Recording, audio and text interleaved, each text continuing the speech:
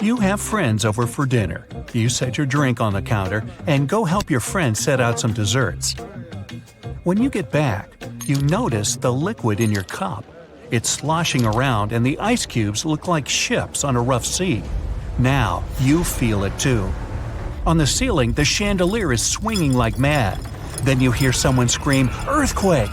The house and everything in it is rocking back and forth. You try to run for cover, but the shaking keeps you stuck in place, fighting to keep your balance. The cabinets look possessed, and glasses and dishes fly out and smash on the floor.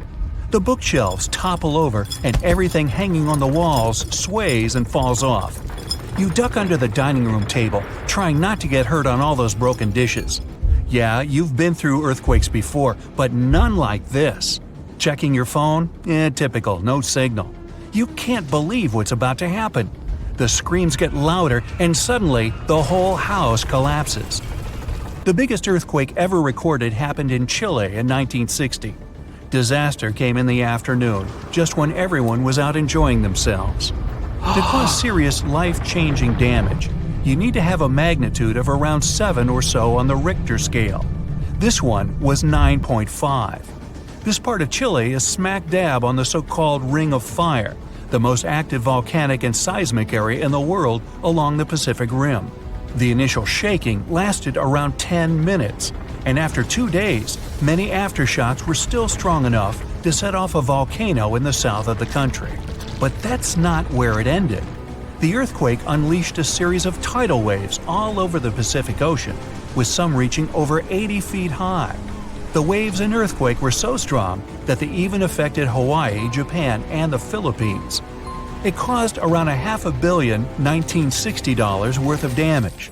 Many were left homeless. Much of their infrastructure was smashed too. Buildings as far as the eye could see were toppled, and debris piled everywhere. Scientists estimate that this earthquake was so powerful, it shifted the Earth's axis, making our days 1.26 microseconds shorter.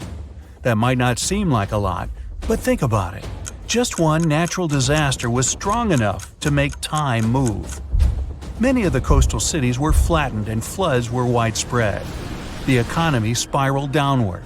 According to studies, if this earthquake happened today, it caused more than $20 billion in damages. So what would happen if an earthquake twice that size hit without warning? For starters, you'd likely feel the effects even further away.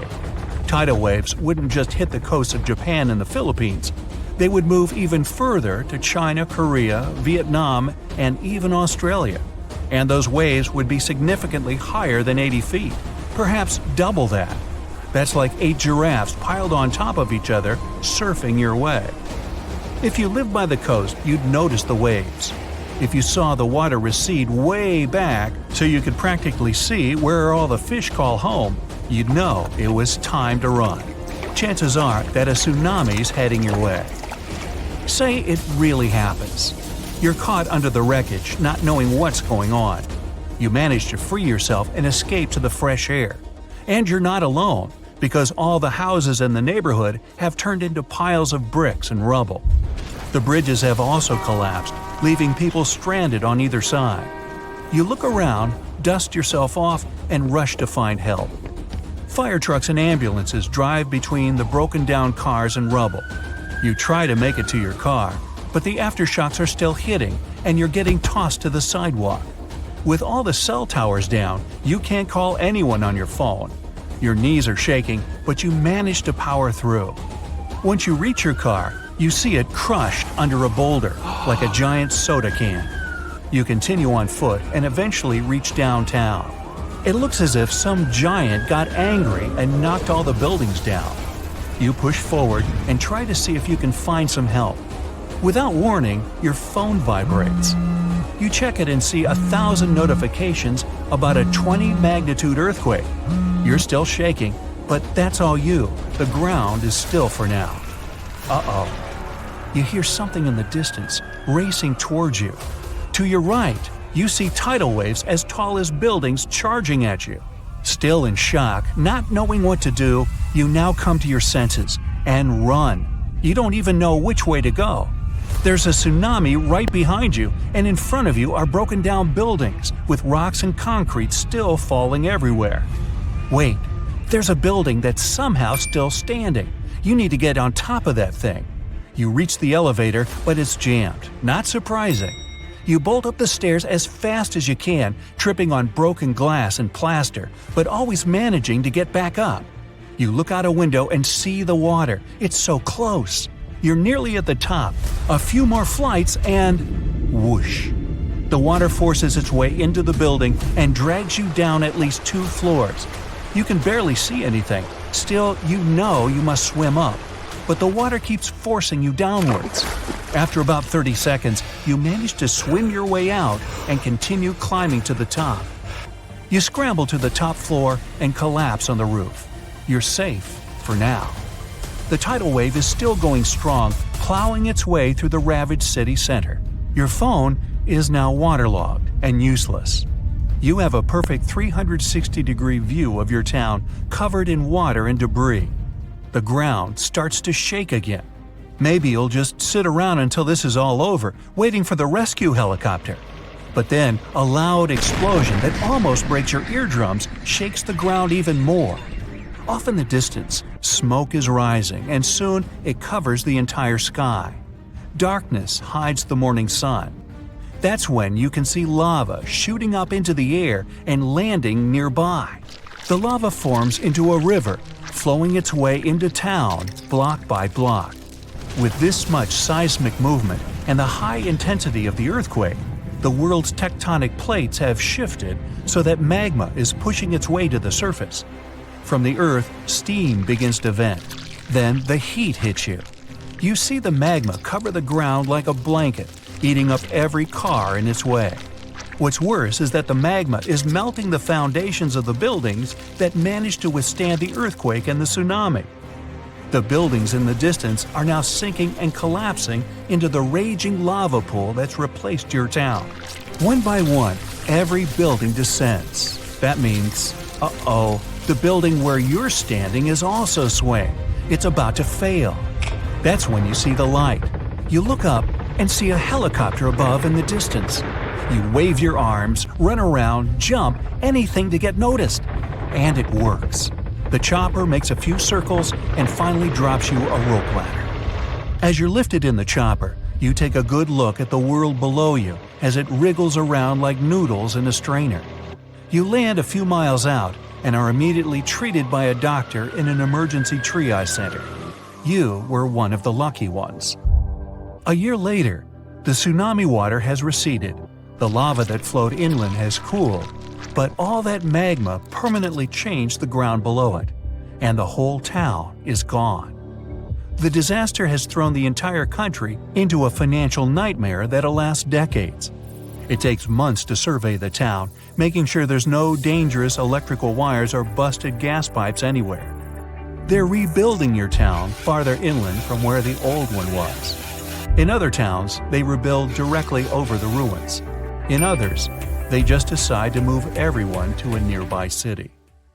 It happened in Iceland on Friday, March 19, 2021 at 8:45 p.m.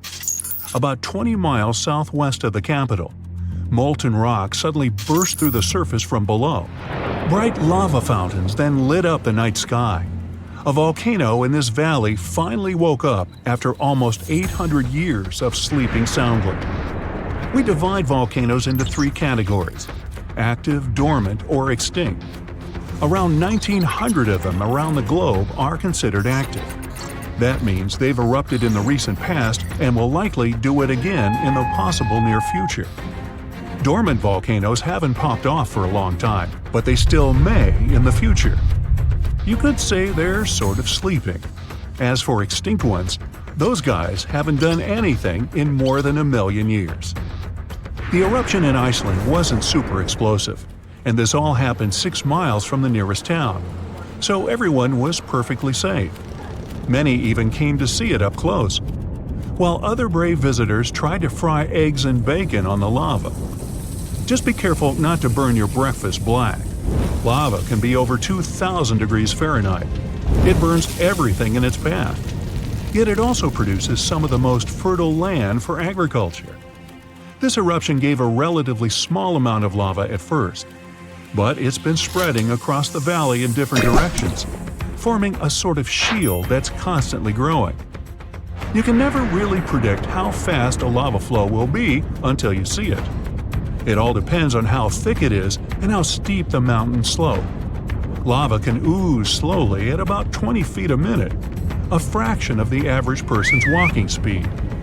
Or it can flow as fast as 30 miles per hour, which even the fastest person on Earth can't outrun. But the lava isn't even the most dangerous thing about volcanoes.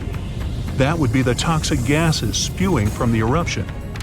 And those spread faster and further than the lava flow. Luckily, in Iceland's case, the wind has been blowing these gases away from residential areas. Scientists weren't surprised this volcano erupted. They knew it was coming. Increasingly stronger earthquakes had been shaking this area for the past 15 months. There were 50,000 earthquakes within just the 3 weeks leading up to the eruption. That's 100 per hour. The volcano has been active since March, and geologists say this could last for weeks, months, years, or even decades of constant eruptions in the area. Mount Shasta is in the top 5 most dangerous volcanoes in the U.S., so geologists are keeping a close eye on it. The last eruption was in 1250. I wasn't around then, but this volcano erupts every 600 to 800 years. Which means, tick-tock, we're due any day now. About an hour from Portland, Oregon, there's an active volcano that last erupted in the 19th century. Next time it goes off, scientists think it'll produce larger amounts of ash and dust. This could cause an electrical blackout and make water unsafe to drink in the area. But the experts pay close attention to Mount Hood. They'll be able to give plenty of warning so people can react in time. Kilauea is one of the most active volcanoes in the world. It's been erupting almost constantly since 1983, making it also one of the longest eruptions known on Earth. It's the youngest land volcano in Hawaii. Volcanoes can take thousands of years to form, but others can pop up practically overnight. A volcano in Mexico just erupted in an open field in 1943 and started growing from there. Within a year, it was almost 1,500 feet tall. When the eruptions finally stopped 9 years later, the mount had reached a height of over 9,200 feet. Mount Fuji is an iconic symbol of Japan. The last time it erupted was in 1707, and it sent a shower of burning rocks as far as 60 miles away. If a similar eruption happened today, Tokyo would be within that vicinity. Mount Fuji is right on the Ring of Fire, that horseshoe-shaped region in the Pacific Ocean full of active volcanoes and earthquakes. From one end to the other, it's almost 25,000 miles long. It could wrap all the way around the Earth's equator. In January 2020, Taal volcano in the Philippines started spewing lava, sending huge plumes of ash half a mile up into the sky. The eruption even triggered a rare phenomenon, a dirty thunderstorm. That's when the smoke cloud above a volcano produces its own lightning. The chance of volcanic tsunamis was also high. Those are usually caused by tectonic movements that occur because of volcanic activity. Taal has erupted more than 30 times in the last 450 years. This volcano in Ecuador last erupted in 2016. Scientists think it might be showing some early warning signs of magma on the move. This is an active stratovolcano, a specific cone-shaped type with steep sides. They form from sticky lava that doesn't flow that easily. That lava goes around the vent, cooling and piling on itself to form these steep walls. These types are more likely to produce explosive eruptions like the ones we see in movies. Ruapehu is the oldest national park in New Zealand, a volcanic wonderland where you can closely see all those steaming craters, magnificent lakes, and unusual rock formations. It last erupted in 2007 and has had 10 eruptions since the mid-19th century. But eruptions, lava flows, and toxic gases aren't the only danger coming from volcanoes. There's also a thing called lahar, a kind of volcanic mud flow of debris. In between eruptions, snow melts and a lake forms in the caldera. If the last eruption brought mud, ash, and rocks in the lake, it becomes dangerously full. In that case, only a temporary dam holds it back. Indonesia has the biggest number of active volcanoes in the world, including one called Anak Krakatoa. It means child of Krakatoa, and its famous parent isn't far away. A huge tsunami in 2018 partially woke Junior, a scary thought since Senior had one of the most powerful eruptions ever seen on this planet in 1883. Krakatoa's boom was the loudest sound ever heard. People over 2,000 miles away could hear the explosion. The sound wave circled the globe 7 times, and scientists say it's hard to predict this volcano's eruption patterns. Mount Yasur in Vanuatu is one of just a few volcanoes in the world where you can see a lava lake. Tourists even go there to peer over the edge and get a look at the burning, bubbling lake below. Well, except for when the volcanic activity goes to levels 3 and 4 out of 5. That means there are more intense earthquakes, volcanic tremors, or steam, gas, or ash ejections. Then this place is off limits because, duh. This volcano in the DR Congo has the most active and largest lake volcano in the world. And all that lava is unusually fluid, meaning it travels faster and further than the stuff coming out of most volcanoes. It's certainly not amongst the tallest ones, but Ethiopia's Erta Ale is unique in that it has a lava lake almost constantly, which is pretty rare. The locals call it a smoking mountain because its lava lake often causes eruptions. This volcano is near the Danakil Depression, one of the hottest places on our planet. Merupi has been erupting on a regular basis since the mid-16th century.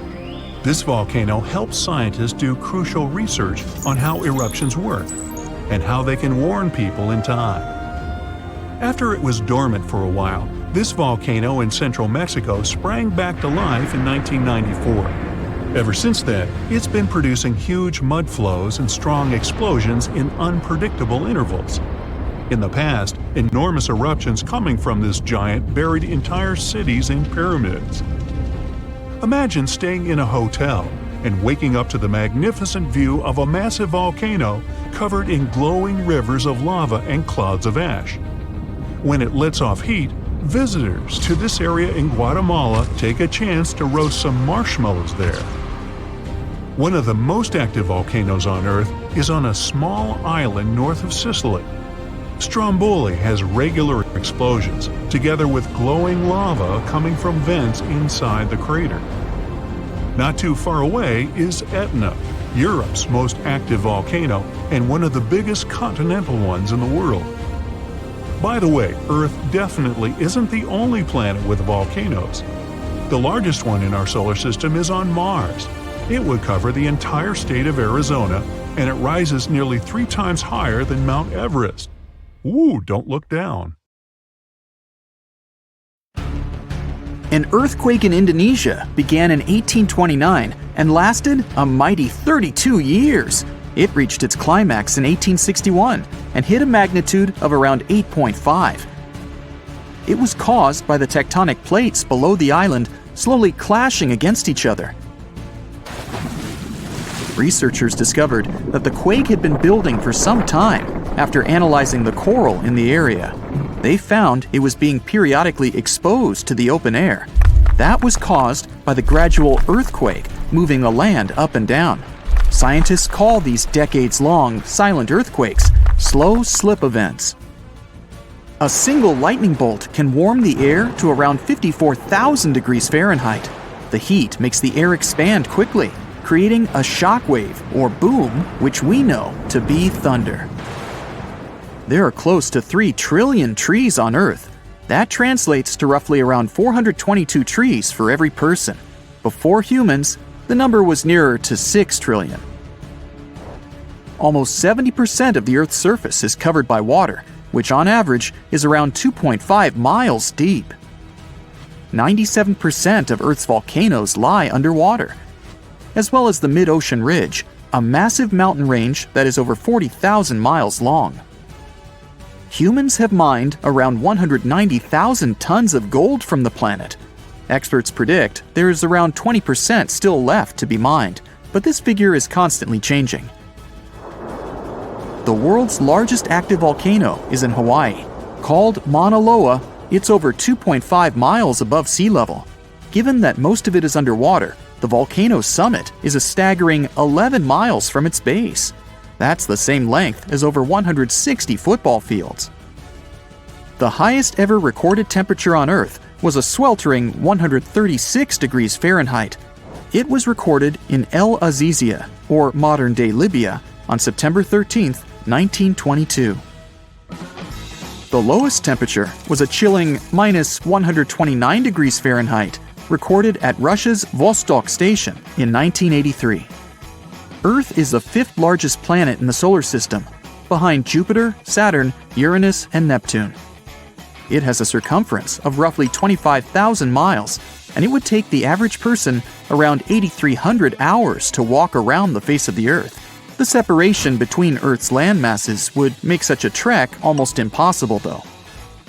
It takes 365.25 days for the Earth to orbit the Sun. Because our calendar years only have 365 days, we add an extra leap day every 4 years to make up for the difference. Russia is the largest country on the planet, with a total area of about 6.5 million square miles. It encompasses more than 1/8 of the Earth's inhabited land area, but still has a relatively small population given its size. Earth is the only planet with one moon. Mercury and Venus have no moons, while every other planet has 2 or more. Earth is over 4 billion years old. Scientists calculate this by looking at the planet's oldest rocks, as well as meteorites that have crash-landed. They used meteorites as they were formed at the same time as Earth, when the solar system was forming. The ground we walk on is basically recycled. The planet's rock cycle turns igneous rocks to sedimentary ones, then transforms those into metamorphic rocks, and back again. Like Earth, our moon also experiences earthquakes. They're less common and intense than the ones we have, and are caused by tidal stresses. A tidal stress is basically the relationship between the gravitational pull of the moon on the Earth and that of the Earth on the moon. Despite being the 5th largest continent, Antarctica holds 70% of the planet's fresh water and about 90% of its ice. Bangkok is the most visited city in the world, boasting 23 million visitors in 2019 alone. Paris, London, Dubai, and Singapore make up the other cities in the top 5. The lowest layer of Earth's atmosphere is called the troposphere and is the reason we have weather. Sunlight heats the planet's surface, which causes warm air to rise up to the troposphere. This air then expands and cools as the air pressure decreases and sinks down, where it is then warmed by the Earth again. Coral reefs are the largest living structures on the planet, with some even being visible from space. Coral reefs hold the most species per area of any of Earth's ecosystems, even more than rainforests. Earth got its name around 1,000 years ago, and it comes from the German word meaning the ground. But there's no evidence to show who actually named it. Of all the planets, Earth is also the only one which is not named after a Greek or Roman deity. The deepest point of the ocean is the Mariana Trench. It's a whopping 7 miles below sea level. Coastlines cover about 20% of U.S. land, but are home to more than 50% of the U.S. population. The Earth isn't actually a sphere. It's more like a squished ball that bulges at the equator.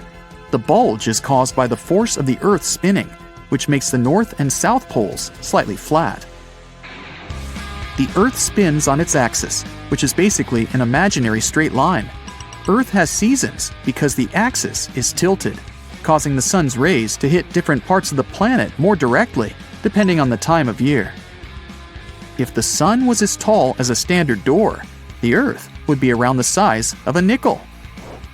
The Earth's rate of rotation is gradually decreasing. It's happening so slowly that it would take as much as 140 million years for the length of a day to increase to 25 hours. Get equipped for any season with brand new Brightside merch. Click the link and grab your print. The biggest animal on Earth is the Antarctic blue whale. It can reach lengths of 100 feet and weigh up to 400,000 pounds, which is around the same as 33 elephants. The temperature at the center of the Earth is around the same as the surface of the Sun, at almost 10,000 degrees Fahrenheit. Earth is around 10,000 times older than humans. Earth is around 4.5 billion years old, whereas humans have been around for, at most, 450,000 years. There are around 34,000 known species of fish. The actual number is way higher though, as a whopping 95% of our oceans still haven't been explored. America's Route 66 is longer than the journey to the Earth's core. The distance to the core is roughly 2,000 miles. Route 66 is almost 2,500 miles. The Earth is made up of three main components: the crust, the mantle, and the core, which is divided into the outer core and the inner core. Scientists have estimated that there are around 8.7 million species on the planet. Out of this, between 1 to 2 million of these species are animals. But roughly 86% of land species and 91% of fish have yet to be discovered by humans. Ancient astronomers used to think that the Earth was the center of the universe. For 2,000 years, they believed the Earth to be static, while other bodies traveled in orbit around us. In 1543, Copernicus published his sun-centered model of the solar system. Earth is the densest planet in the solar system. The density varies across its different crusts, but the planet's average density is just over 3 ounces per cubic inch. Mount Everest is the highest point on the planet. Its peak is the highest altitude above sea level at around 5.5 miles. Each year, 1 septillion crystals of snow fall on Earth. That's a trillion snowflakes. Snow covers about 31% of Earth's land area each year. Of Earth's water, only around 3% is fresh water. The other 97% is salted. Of that 3%, about 2% is frozen in ice and glaciers. So, less than 1% of the planet's fresh water is actually in lakes, rivers, and underground. The world's largest inland body of water, or lake to us normal people, is the Caspian Sea. It has an area of 140,000 miles squared. The world's deepest lake is Lake Baikal in Russia and is 5,300 feet deep. Earth's atmosphere is roughly 78% nitrogen and 21% oxygen, with small amounts of water vapor, carbon dioxide, and other gases. No other planet is believed to have this much oxygen, which explains why Earth is the only planet where life has been discovered so far. Apart from the Moon, there are 2 asteroids in co-orbital orbits with Earth, sometimes called Earth's second moon. 3753 Cruithne is an asteroid that looks like it's following the Earth in orbit, but it's actually following its own path around the Sun. 2002 AA29 is another asteroid which makes a horseshoe orbit around the Earth that draws it close to the planet every 95 years. You step on the surface of the moon. It's unusual. You definitely feel lighter here, and it's easier to walk. You decide to check out that obsessive idea of yours. Jump on Earth's natural satellite. And even despite your bulky spacesuit, you literally fly up into the air. Woohoo! Anyway, you continue your walk on the surface of the moon when you feel something strange. The ground under your feet is it shaking? It feels as if an earthquake has just started on the moon. But that's simply impossible. Or is it? Surprisingly, your gut feeling hasn't let you down this time. Moonquakes do exist. In fact, there are 4 types of moonquakes that are strong enough to be detected from a large distance. There are deep moonquakes occurring more than 430 miles below the surface. Then there are meteoroid impacts. Thermoquakes occur when the frigid lunar crust expands. It happens when the morning sun illuminates the satellite after a 2-week-long deep freeze lunar night. And there are also shallow moonquakes. They're the only ones that are similar to earthquakes on our planet. Shallow moonquakes happen 12 to 19 miles below the surface, and they're the most powerful and dangerous. Between 1972 and 1977, the Apollo seismic network recorded 28 such moonquakes, and some of them measured more than 5 on the Richter scale. On Earth, such an earthquake is strong enough to crack plaster and move heavy furniture. Plus, shallow moonquakes are very long-lasting in compared to earthquakes. Once they get going, they can continue for up to 10 minutes. As for the average earthquake, it typically continues for 10 to 30 seconds. Scientists are still not sure what causes shallow moonquakes, and even where exactly they occur. One of the theories is that moonquakes happen at the rims of large, relatively young craters that probably slump from time to time. Interestingly, the Moon and Earth aren't the only places where earthquakes occur. No, scientists have recorded quakes, tremors, vibrations, and shakes in other regions of our solar system too. Let's take Mercury, for example. A few years ago, scientists discovered that this planet was shrinking, and that's why it seems to be so tectonically active. Or Venus. This world is a tectonic puzzle for experts. At the moment, Venus has no tectonic plates, and it might have never had them. But its surface has folds and faults and looks as if it could have tectonic plates. On the other hand, these features might have appeared because of other processes, for example, volcanic activity.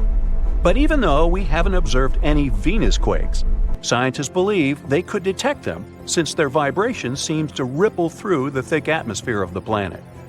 Now, Mars. We know for sure that this planet is seismically active. NASA's lander placed a seismometer on the surface of the red planet, and in 2019, it managed to measure its first Mars quake. After that, the lander continued to record quakes, but they were so weak that if they happened on our planet, they'd be completely covered by the background noise of Earth's oceans. But a space body doesn't have to be a full-fledged planet to have active tectonics. Let's take Pluto. This dwarf planet is geologically active at the moment. In 2014, NASA's New Horizons spacecraft was flying through the Pluto system when it recorded complex geological features on this dwarf planet. Scientists concluded that Pluto might have quakes, or should I call them Pluto quakes, when its liquid water ocean freezes and thaws beneath the dwarf planet's icy crust. Jupiter's moons, Europa and Io, as well as Saturn's moons, Titan and Enceladus, are also geologically active despite their small size. Their features range from volcanoes and water plumes to potential subsurface oceans. Now, I bet you don't know these cool facts about earthquakes that occur on our planet. There's one place on Earth where a whopping 90% of all earthquakes occur. It's called the Ring of Fire, and it stretches around the Pacific Ocean from New Zealand all the way to South America. Looks to me more like a horseshoe. Anyway, experts claim that these countless earthquakes are caused by the abundance of volcanoes in that region and the constant movement of the tectonic plates. Around 500,000 earthquakes happen on Earth every year, but many of them occur very, very deep in the Earth's crust, and only special equipment can detect them. We feel around 20% of earthquakes, and only 100 of them can cause damage. The largest recorded earthquake occurred in Chile in May 1960. It was a magnitude 9.5 on the Richter scale. It was truly devastating. During that earthquake, seismographs detected and recorded seismic waves that traveled all over the world. They shook the planet for many days. As for the most powerful earthquake that occurred in the U.S., it was 9.2 and happened in Alaska. By the way, Alaska, along with California, is the most earthquake-prone state in the U.S. and one of the most seismically active regions in the world. A magnitude 7 earthquake occurs there almost every year. A mega-earthquake can actually shorten the length of a day for the entire planet. NASA claims that really large earthquakes can shift our planet's axis and, thus, change the duration of a day. Now, of course, you won't notice it since this change is measured in microseconds, and 1 microsecond is 1/millionth of a second. Scientists think that the 9.1 Sumatra earthquake, which occurred in 2004, shortened the day by 6.8 microseconds. Now, not even the best specialists can predict an earthquake. That's mostly because the mechanisms that trigger earthquakes are extremely deep underground. But these days, people have learned how to figure out a more precise time frame of when an earthquake might occur. Earthquakes can be triggered by volcanic eruptions or, let's say, meteor impacts, but most of them are caused by the movements of our planet's tectonic plates.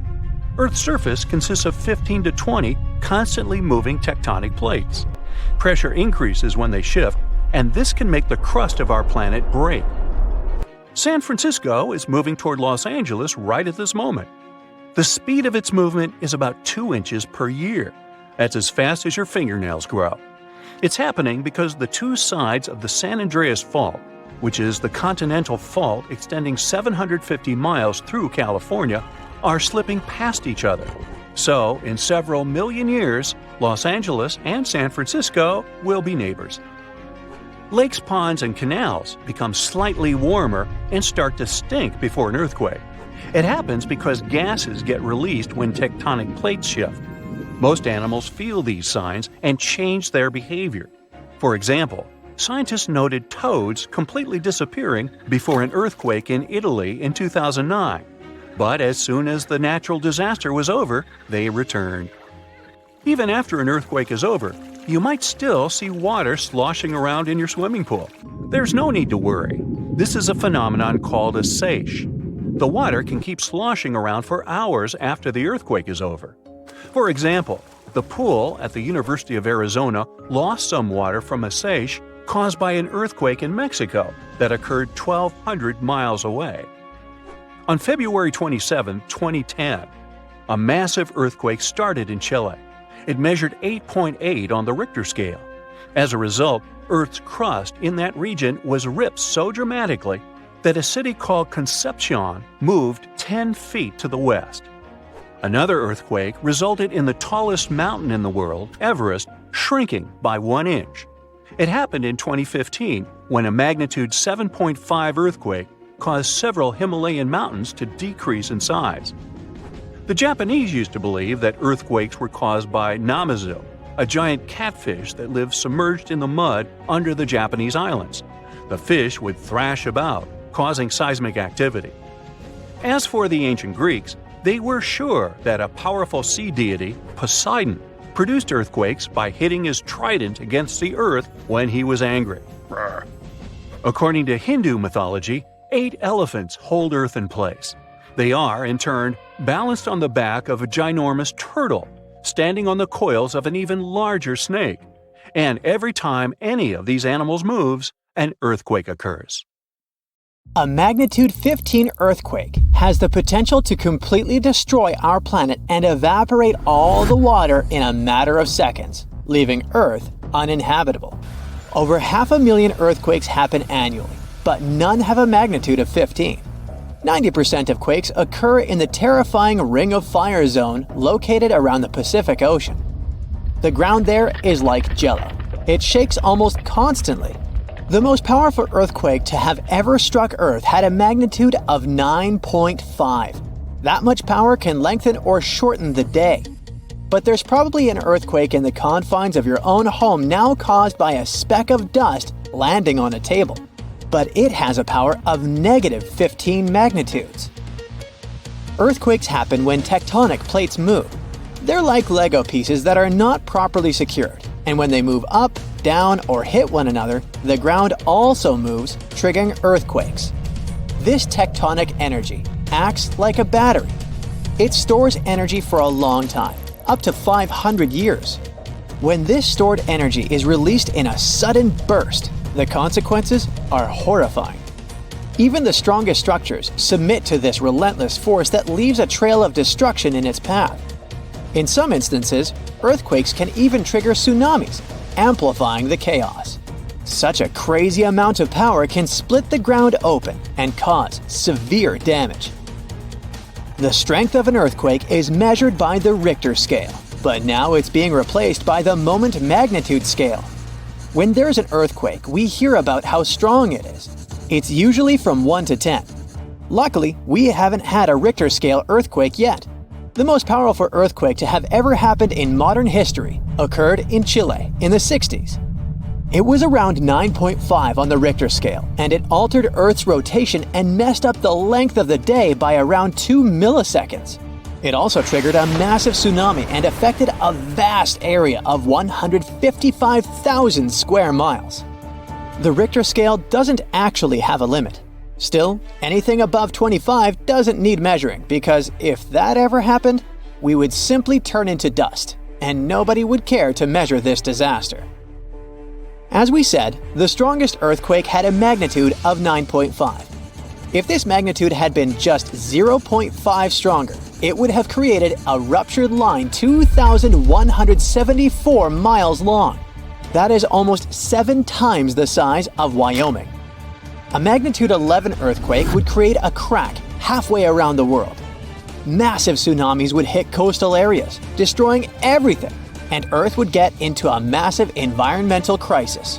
If you love hiking, you would have new mountains to explore, created by the terrifying earthquake.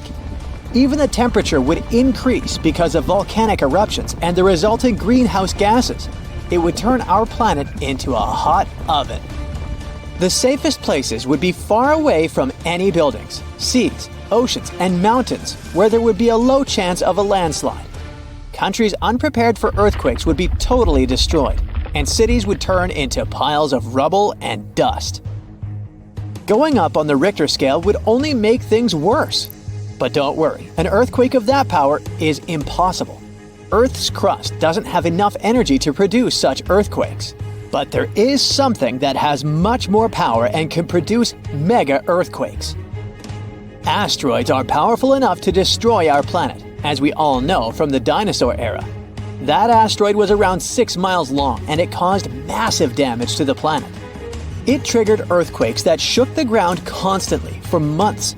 These terrifying quakes were about 50,000 times stronger than the Chile earthquake. They also triggered a tsunami that was 30,000 times more powerful than the Indian Ocean tsunami. And the latter was one of the most devastating tsunamis to have ever struck Earth. The earthquakes caused by the asteroid had a magnitude of 11, making it the most powerful and scariest natural disaster ever. And let's hope it stays that way. The Indian Ocean tsunami affected only certain areas of the world. Meanwhile, the asteroid tsunami affected every part of the world and had 33-foot-tall waves. Even if you had traveled to the most remote place on Earth, you wouldn't have been able to hide from this Grim Reaper. A 15-magnitude earthquake wouldn't be 15% stronger than the Chile earthquake. The scale doesn't work like that. It would be around 100 million times more powerful than a 9.5 magnitude quake. It could make all the water on Earth evaporate, leaving us devastated and without any H2O to survive. All ecosystems would collapse, all food chains would be broken, and only some super strong bacteria would probably survive the impossible. That is only a fraction of the frightening things that could happen. The ocean is like the AC for our planet. Without it, Earth would be super hot. The ocean also serves as a shield from the sun's powerful rays. It acts as a heat absorber and cools Earth. Scientists think that the most dangerous thing would be the inability of Earth's crust to survive the violent shakes of the 15-magnitude earthquake. If our planet miraculously survived and didn't turn into dust, there would be massive openings in its crust. The ground would become gelatinous. It would randomly move up, down, left, and right, and no building would survive that. Our civilization would be brought back to the Stonehenge era. Tectonic movements like this are devastating. A similar thing happened in Japan when tectonic plates moved 165 feet from each other and then snapped back together, creating a 9-magnitude earthquake. No place on Earth is immune to this bone-chilling natural phenomenon. Still, certain places have higher chances of being destroyed than others, like the Ring of Fire, where 90% of earthquakes happen. This is a place where earthquakes are almost everyday occurrences. The Ring of Fire is located in the Pacific Ocean. It forms a ring around the continents that surround the Pacific. There, several tectonic plates meet, creating highly unstable ground. To make the problem much more terrifying, 75% of active volcanoes are located in this area.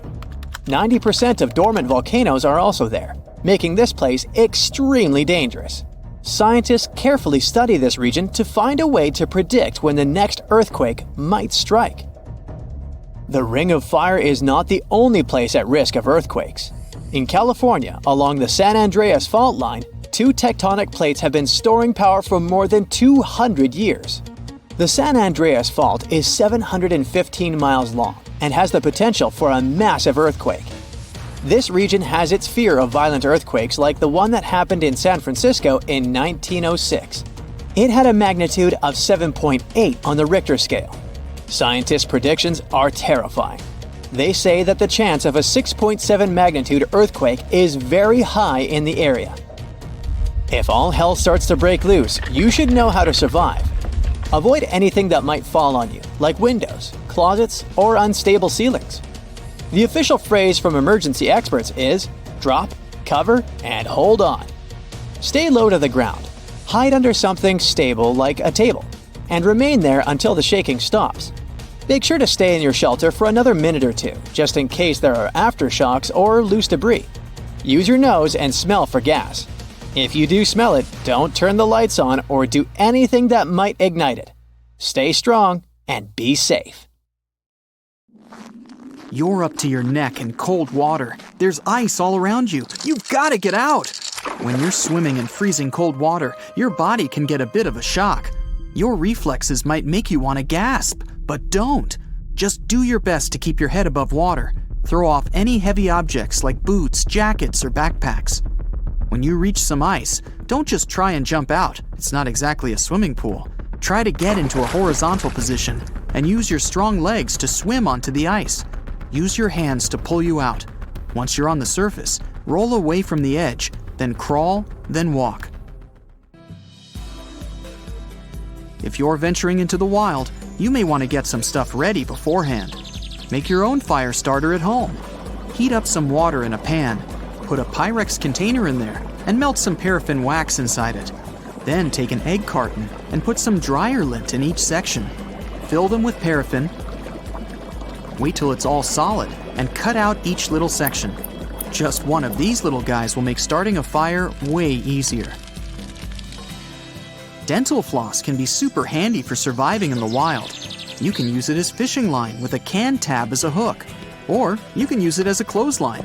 Just stretch it between two trees. It looks kind of flimsy, but a single strand can hold up to 5 pounds. It's also quite flammable, so if you're having trouble starting a fire, you can use a few feet of floss to start it up.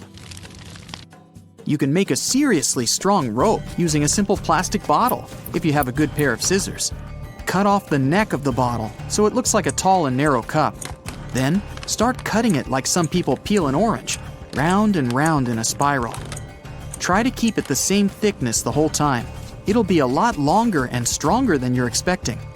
You can use it to tie sticks together to make a hut, or you can wrap it around your backpack in case it rips or something. Sugar might be damaging for your teeth, but it's got a pretty sweet superpower. Just pour some on a piece of cloth and use it like a Band-Aid. Oh, delicious. Mosquitoes can be a real pain, and there are loads of them around. You can make your own DIY repellent to keep those little guys away. All you need is an orange, a lemon, or any other citrus fruit. They're full of essential oils that mosquitoes can't stand. Peel an orange and rub the peel directly on your skin. Just make sure to crumple it a bit beforehand to help those precious essential oils come out. Another good way to keep the mosquitoes at bay is to add a bit of orange peel to your campfire. That releases the essential oils into the air. You're getting hungry, but you don't have anything to start a fire with. Empty your pockets. There might be something in there that you can use as a makeshift fire starter. If you have a battery and a metal chewing gum wrapper, you're in business. Cut a thin strip of the wrapper, long enough to connect the two sides of the battery. The middle of the strip should be thinner than the ends. Grab some dry grass, twigs, or even some paper, whatever you're going to use to start your fire. The foil strip should ignite right away, so make sure you're ready. A human can go surprisingly long without food, but not water. Depends where you are, but a lot of the time, it might not be safe to drink. You can make a DIY water filter. Start with a fire. Boiling the water may not be enough, so as soon as those ashes are cool, grind them into a powder. Don't just use any ash you randomly found in the forest. It might have some melted plastic on it or something. Then, you need a plastic bottle. Cut off the bottom and poke a small hole in the cap. Turn it upside down, put about 3 inches of charcoal in, and pour the boiled water in nice and slowly. The drips are ready to drink. If you're getting bits of ash in the water, wrap a piece of clean cloth around the cap for some extra filtration. A char cloth can come in handy if you're lost in the wild. To make it, you're going to need a metal container with a cover. Put a piece of cloth inside it and put the container into a fire for a few minutes. The cloth should end up getting a bit black around the edges, but still be intact. A char cloth catches fire super fast, even with an old school flint. If you're ever hiking in an anaconda's backyard, listen up. Stay away from shallow rivers because these giant snakes love to hang out there. If an anaconda decides to give you a little squeeze, don't exhale. Every time you do, the snake's gonna squeeze you a little bit tighter. Anacondas do have a weak spot though. They don't like their tail to be bitten. It's not exactly delicious, but it'll get the job done.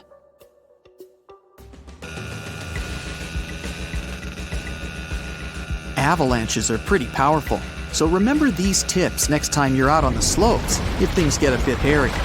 First off, cover your mouth. Use a scarf or some other piece of cloth, and don't let the snow in. Keep one arm straight above your head, and don't forget to dig out a little pocket in front of your face. That'll let you breathe for about a half hour.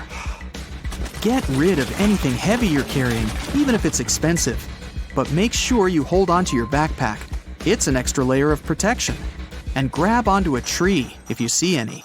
To get back to the surface, move like you're swimming straight up. Snow's just water anyway.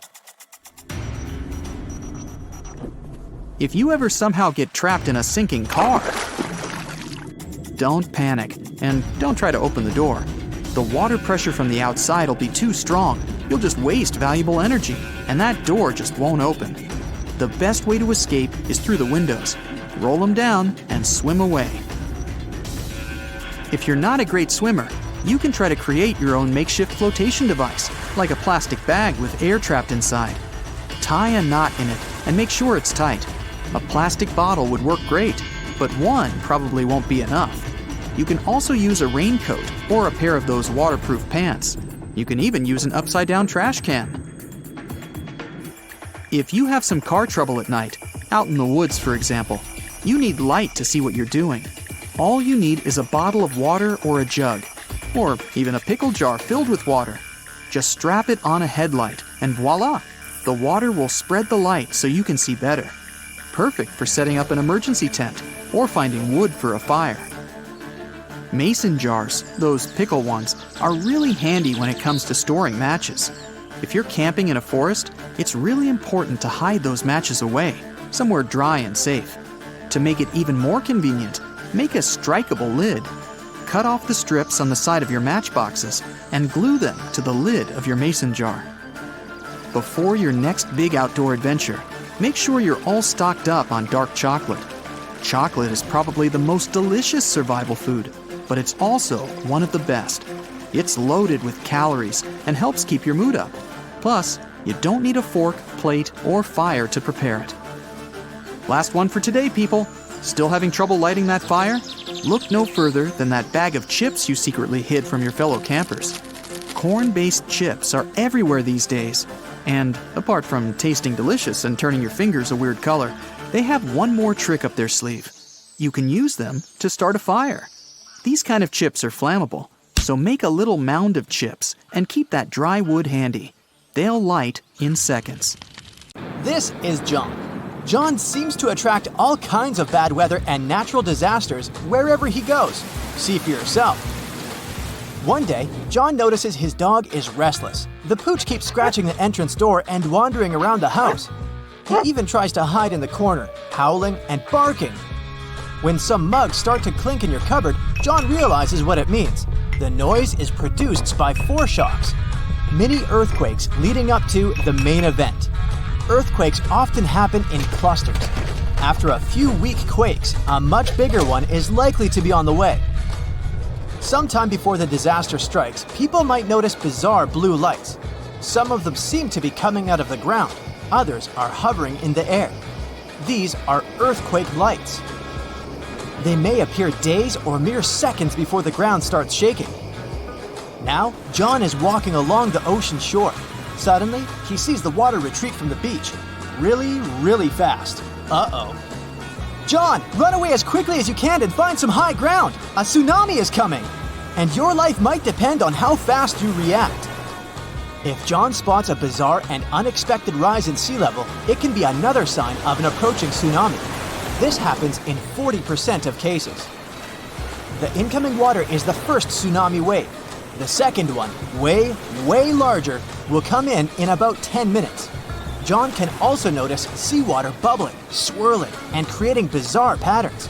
It's another sure sign a tsunami is near. John feels there's something strange about the sun.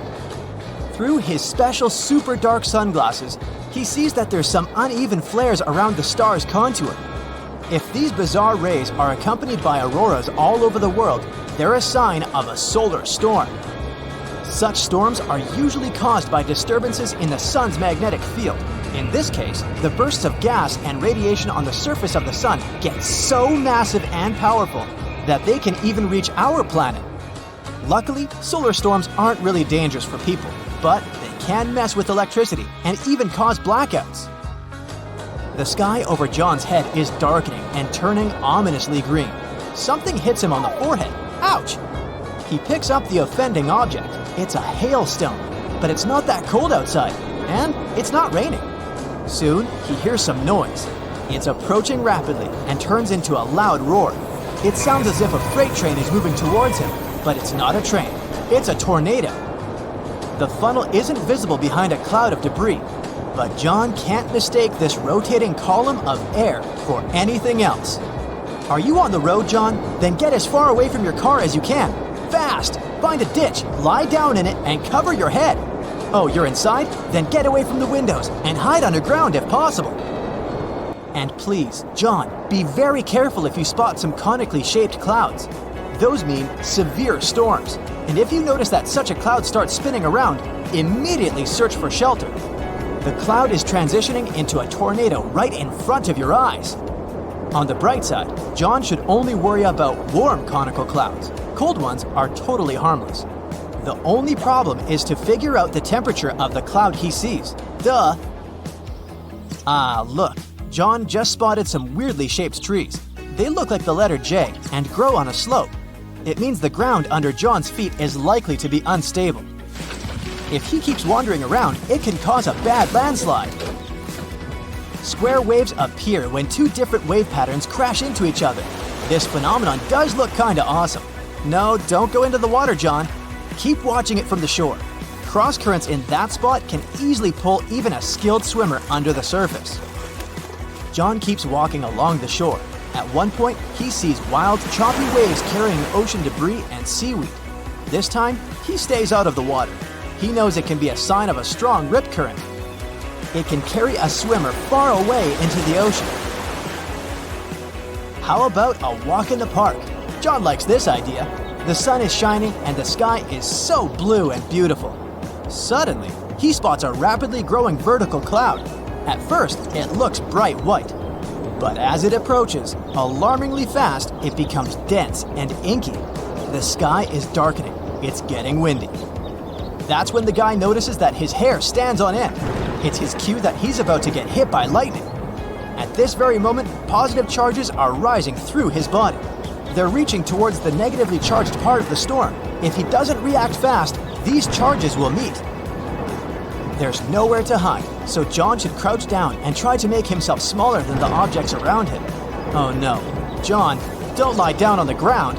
It may be damp and thus a great conductor of electricity. There are other signs that scream danger during a lightning storm. John's palms may begin to sweat. He might hear bizarre crackling and buzzing sounds coming from metal objects nearby. His skin can start tingling. There might be a strange metallic taste in his mouth. Plus, John is likely to smell chlorine. That's how ozone smells. Electrical charges split the molecules of nitrogen and oxygen, which are the main gases making up the atmosphere, into separate atoms. When these atoms come together again, some of them produce molecules made up of 3 oxygen atoms. That's ozone. We can smell it during a thunderstorm because downdrafts bring this gas from high altitudes to your level. Some bugs can feel a storm coming. They get ready for a natural disaster by freezing. So, when John notices that insects around him look drowsy, he knows to get ready. Oh, and bees can predict heavy rainstorms. These critters begin to work much harder the day before it starts raining. While walking next to the river during a period of heavy rains, John hears a roaring sound. He feels paralyzed with fear. It's likely to be a flash flood moving in his direction. Indeed, he soon sees debris coming down with the flow. The water is rapidly changing its color, becoming muddier and darker. Flash floods are very, very dangerous. Take care of your safety immediately, John. Another day, John sees a spectacular wall cloud. It seems to be stretching for up to 5 miles. In the best case scenario, it's just a severe storm coming. But if the wall cloud begins to move in a circle, it's a sure sign of a tornado. John is walking across a snowfield in the mountains, listening to the sounds the ice under his feet makes. The noise is kinda hollow. Quickly check whether there are cracks around your footprints, John. If so, the chances are an avalanche is about to happen. Soon, John sees an avalanche moving in his direction. He does his best to get off the slope. In most cases, he could probably outrun it by heading downhill and then veering sideways, but not this time. He realizes he doesn't have enough time and heads for the nearest tree. If John keeps holding on to it really tightly, the avalanche might not pull him along. But if this doesn't work, he should try to swim up to the snow's surface while the avalanche is still moving. On a pretty nice summer evening, John notices leaves with soft stems droop all of a sudden. It might be because of an upcoming storm. Right before extreme weather arrives, the air usually becomes more humid. Leaves also get damp and heavy, and the wind easily flips them over. John lives in a pretty old house and is used to having cracks in the interior walls, but one day, he notices that some of them have widened. And look, there are a few new ones. It's an alarm bell. He lives in an area with loads of limestone, so new cracks can mean a sinkhole is about to open next to his house. John is hurrying home, trying not to waste time admiring shelf clouds. They look like something from a sci-fi movie.